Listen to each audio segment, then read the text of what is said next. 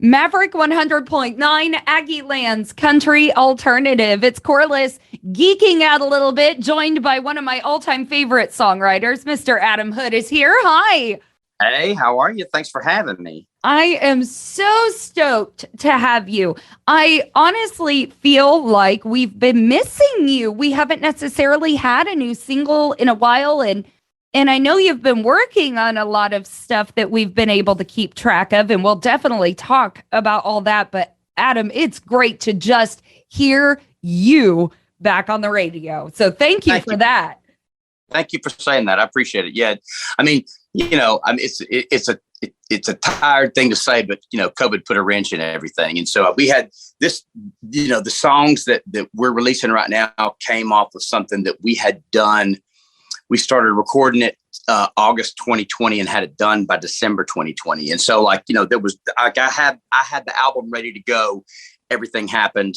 And so we just kind of, had to step back and punt. And like I said, we're doing everything that everybody else has had to do. There's no one that I know that's not doing the same thing, So, but nonetheless, we have really, timing is everything. And so I'm glad that we got it out now. It seems to be a good timing for it. Well, you've definitely got us all dancing around with ants in our pants waiting for it. But hey, the more excitement you can build up, the better.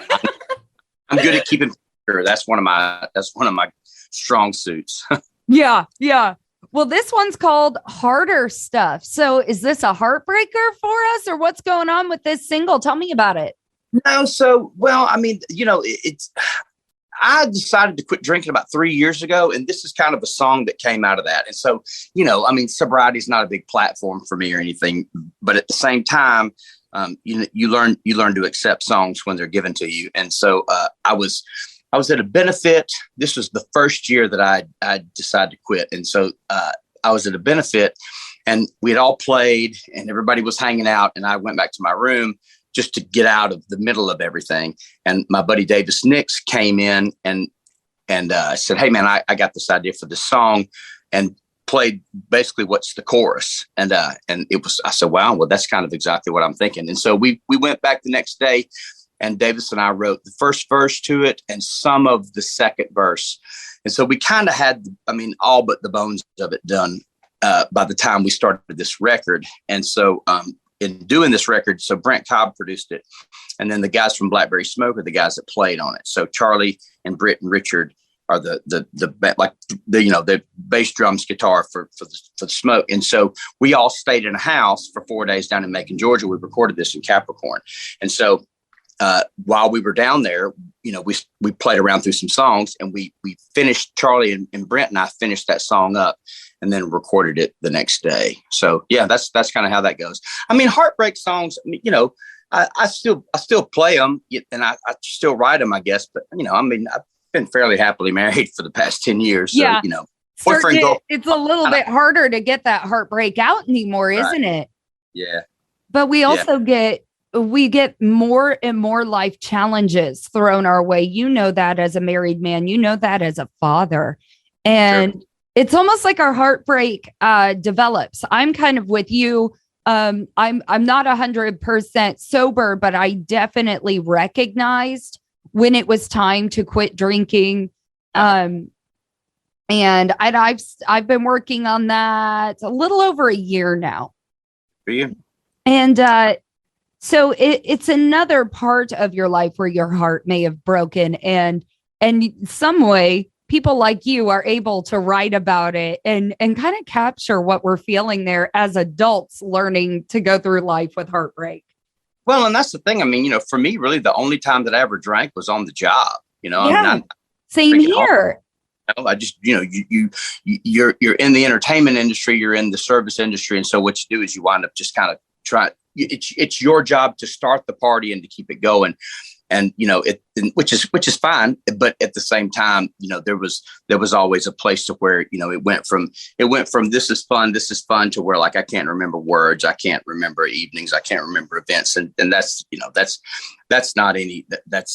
no good to people that paid money for a ticket. That's not any good to the gifts that I've been given. It just didn't serve me anymore. The negatives outweigh the positives.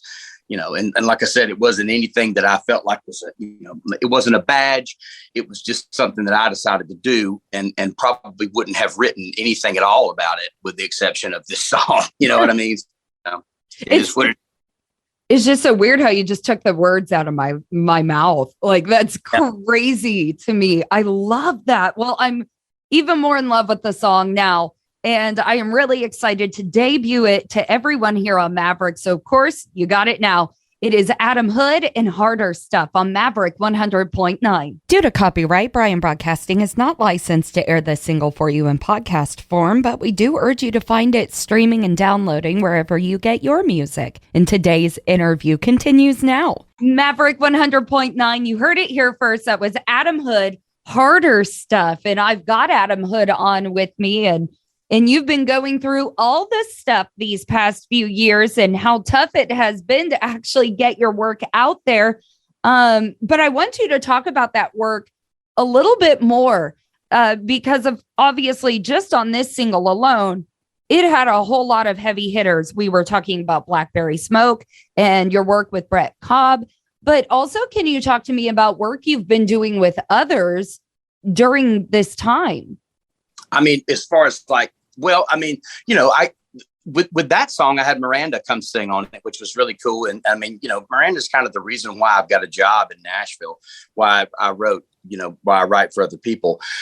And so it's been kind of a long time coming with her, but she was nice enough to come in and sing on it with me. And then nice enough to, having someone like her allow us to feature her is really cool. I mean, there's a little bit of red tape involved with that. There's some permissions that have to be granted. And so which was really nice of her to help us kind of avoid a couple of those steps to make that happen. And that's cool. But I mean, yeah, it's, just I've been able to write more myself because of the fact that I haven't had as many shows, and we're ramping back up again. But, it's when you have fewer shows, you're able to concentrate a little bit more on the few shows that you have.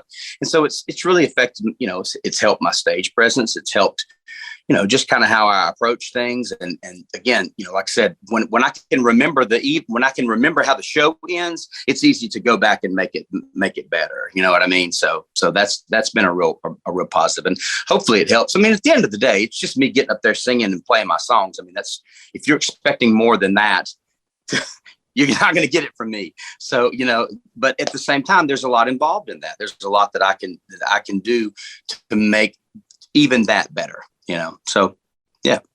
I don't know. I think stripped down, just Adam Hood is all I would ever need, to be honest. I know I've never got to see you live. We've chatted a bit about that. But as a big fan of yours, I think I'd rather hear your stories. And you're somebody, even mentioning Miranda Lambert, it's obviously that is a success for you. That's a wonderful friendship that you two have, and talking about Miranda helping you, kind of lay down that red tape and the line in the sand and stuff you have to do. But, you yourself are still heavily involved in the independent artist industry. Is it hard to go back and forth working in between these two types of artists? Because there is a little bit of a line in the sand there. Yeah, I mean, it's it's one of those things to where if you do it without a label, you have to put the thing together yourself. It's self-employment as opposed to working for a company. I mean, it's corporate structure as opposed to just the small business. And so having my own label, having my own publishing company, putting these records out myself, owning my own masters, putting together my own team, with management and with published, publicity and radio support. I mean, we do that all independently. It's a lot of work. It is. It's a lot of work, but it's a lot of work that way I sort of, and I'm the last from a control freak that you'll ever see, but at least I know the people that I'm dealing with. I mean, if I go to a record label and the person that's handling the publicity for me is somebody that I don't get along with, well, I'm stuck with that person. I mean, if somebody, what I'm saying, I can, being able to handle those things on my own, there's a lot of freedom in it. And then there's ownership. I mean, ownership is really, that's where the trade-off is. I mean, I own what's mine now, and I haven't always done that. And so, if with labels and things like that, if you run out of copies of your CD, well, I guess you've run out. And if they don't want to print them anymore, then just don't print them. You can buy them if you want to, but they may not want to sell it to you. And so we, in the 30 years I've been doing this, I've figured those things out. And so, is this the way that I want to do it? I mean, no, not necessarily. I mean, I'd love to have the best of both worlds, but at the same time, I would rather be able to put this thing together myself and be able to, when we run out of records, I can order them and nobody tells me that we're not going to do it. And, I mean, that's the biggest thing that I get at shows. They say, well, why don't I have any copies of your so-and-so anymore? Well, I mean, you have to talk to the record label about that. Yeah. Well, why isn't, Different Groove on Spotify? Well, I mean, because I don't own the record, I'm so, and I mean, I'm at a loss with that. So anyway.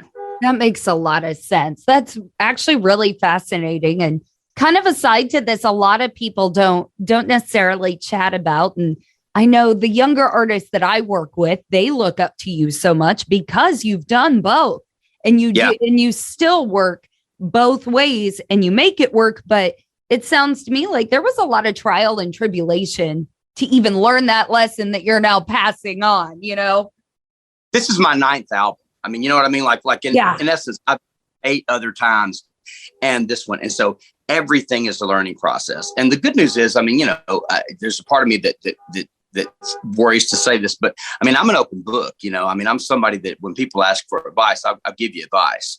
I'll give it to you, hear it or not, But I mean, it's at the same time, there are also people that their trajectory is, I want to be a star, and that's cool. I mean, the world needs people like that, Sure. But for me, I didn't.